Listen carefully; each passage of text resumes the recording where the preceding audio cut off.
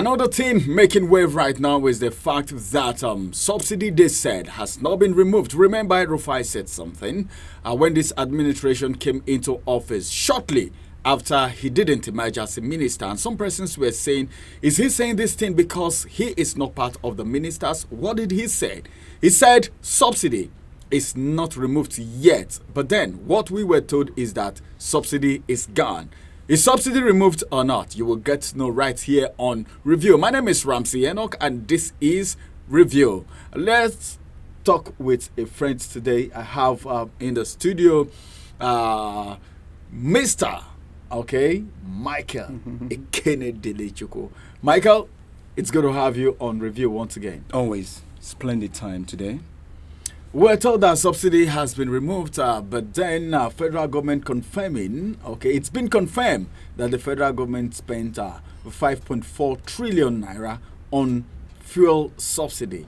And Atiku came up to say something. Atiku is saying, well, Nigerians are just being joked with that subsidy is there. And some persons are thinking he's been political. You know, anything that comes from Atiku or Peter Obi, there's a way people look at it. On your own part, how did you look or how did you feel when you saw this news today?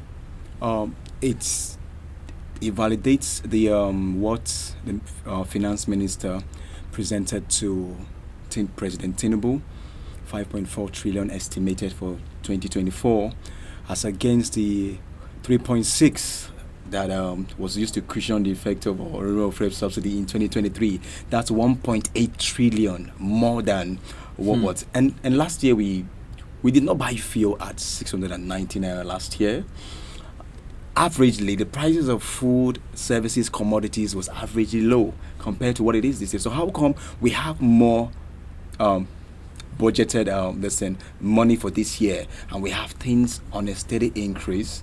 And speaking in channels television, when the finance minister said we have 1.8 in excess estimate for these years, does that show you that there is fuel subsidy or not? It shows that, I mean, the removal is just an online gimmicks. I mean, the first day of the federal government, let's say the Tinubu-led administration came to power and told us we are going to categorically, emphatically remove fuel subsidy to boost the economy, generate funds that will help us cushion the effects of poverty, unemployment, insecurity. These are key sectors that were highlighted when Tinubu came to presidency. And then later in December, the same Tinubu-led administration told us, no, subsidy has not been removed. So what you told us in a few months' time, you are contradicting it again in December. But don't you think these statements, because investigations still going on by Nigerians, because Nigerians really want to know the truth, whether or not subsidy is being removed, but that 5.4 trillion naira is being connected to anything subsidy right now, looks like Nigerians are being betrayed. If actually subsidy has not been removed, you know the effect of the subsidy removal as it was being claimed. So right now, what would you have to say have actually played out? Because Nigerians are still facing the heat of the subsidy that is being removed, as it has to do with trust. What do you feel? Because we feel betrayed. The people need to believe in. We feel betrayed. We feel joked with, because if you tell us to remove subsidy and it's going to cushion, there will be palliative measures given out to the citizenry, and we are not saying that. That means you've betrayed us.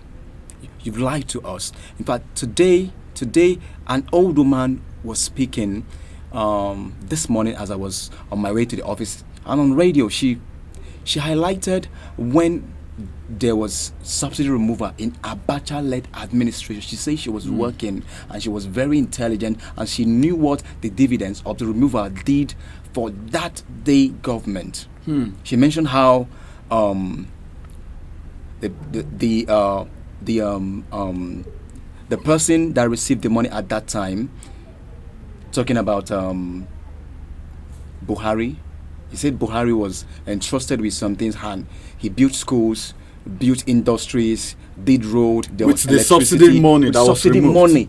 And she kept asking why Nigerians are lamenting incessantly. Is not because we like to complain. We are not people just like a popular comedian, Mr. Macaroni, said. We are not people that like too much wahala. We acclimatize to any situation we see ourselves That's in. Nigerians. Yes. When the fuel pump price was increased, we chested it like Manchester. We started surviving. We kept driving. We complained for a few weeks. We acclimatized and we kept moving on. Sir, today, do you think Nigerians have adapted? Yes, we've adapted. But then The pain. The pain and penury is deplorable. It keeps getting worse on a daily basis, and even the rich are crying right now. One thing that I discovered with this fuel subsidy removal is that everyone is feeling the heat. So if people know that this subsidy was not actually removed, or probably they are just trying to discover it, then something should be done. The federal government should come out and explain to the people, all right, why there is a 5.4 trillion naira connected to fuel subsidy that they told us has been removed. Then let's talk about Atiku right now. Atiku, he made a statement. Okay, and he is saying Nigerians, all right, it's like just what you said, that Nigerians are being tampered with, all right, and without Nigerians, there can't be leader. Absolutely. Because if there are no people, then there is nothing to lead. So as it is right now, when Atiku speak, some people said it's political, maybe because he is an opposition, so he's been biased. What do you think about this administration picking on people who actually because it is one thing, all right, to condemn. It is another thing to criticize, all right, and it is another thing to call out people who are doing the wrong thing. What Atiku is doing and the statement he is making as far as this fuel subsidy remover is concerned, do you think he is not supposed to because he's an opposition? Not just the former vice president making an emphatic statement about fuel subsidy, the former Kaduna State Governor Nasir El-Rufai came out to tell us that long before now that he does not see fuel subsidy removal a realistic approach or a realistic thing. It's just a visage, or it's just gimmicks that Tinubu brought to actually realize and reclaim the money he spent in the last election, emphatically. And then fearless people in this nation are always those that are criticized. Like the popular fella said, you speak the truth, you die. You don't speak the truth, you die. Let's just speak the truth. Once and for all. Whatever happens. So I believe Atiku is not being critical of the being an oppositionist or being antagonistic in his speech. He is actually trying to show us that there are things that are happening that Nigerians don't know. That there's a lot of things that are hidden and swept under the carpet. You ask questions, sometimes you disappear. Sometimes you don't get questions. Sometimes you are left in oblivion. And you keep wondering, am I really a citizen of this country? When a journalist asks question, they will threaten you. Are you sure you want to leave? Do you like your family? Things like that have been happening. And it's been happening in perpetuity, and we keep sweeping it under the carpet. Who is going to save us? Who is going to be the savior of this country? But we are a country that prays more for our leaders, and they keep embezzling funds and keep enriching themselves, and we keep praying. Today somebody was saying, let God help Nigeria, but our leaders, if you keep asking them those questions, are you truly representing? Like when you die with all the money you've realized, some they die and they don't even tell people how they buried money, so the money remains on the ground.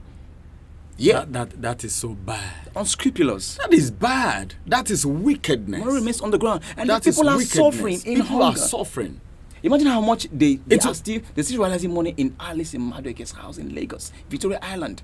You dig somewhere, you find dollars. You dig somewhere, you find dollars. Abacha's loot is still being repatriated as of today. So much money was taken to the Swiss account. But what are we talking about? We're so blessed. This is wickedness. We're so blessed. I think. Thank you very much, Minerals. Michael. resources, name it, petroleum. We are so blessed. When Dangote says, okay, refinery is here and we want one, IOCs are saying, it meant that Nigeria is so blessed. But then it's existing in the hands of the few. Subsidy or no subsidy, we've been surviving, and things were not as outrageously expensive as it is today. They can make Nigeria better. They should make Nigeria better. We have what it takes to make Nigeria good. We have what it takes to feed well as a people in a nation. But then, if just few individuals play on the intelligence of Nigerians, well, I believe in nemesis, okay? Absolutely. And I believe in God too. And, well, the wicked man may escape today, but then there is always a tomorrow. So whatever we are doing, I don't know, but then what I am saying is that Nigerians are suffering, and we shouldn't be happy seeing our fellow Nigerians suffer, because the same breath, okay, all of us have the same breath, and everybody is very, very important. Thank you very much, Michael, for being part of the review for today. Well, this is going to be the size of the review for this morning. We will return again, and that's going to be same time tomorrow. But everything you have to know is that there is something going on as far as fuel subsidy is concerned. But then, well, it may take time. The secret is going to come out, but it may be too embarrassing if it comes out the way Nigerians are thinking. That's if this subsidy is not really being removed. Bye-bye for now. Have a beautiful day. My name is Ramsey, and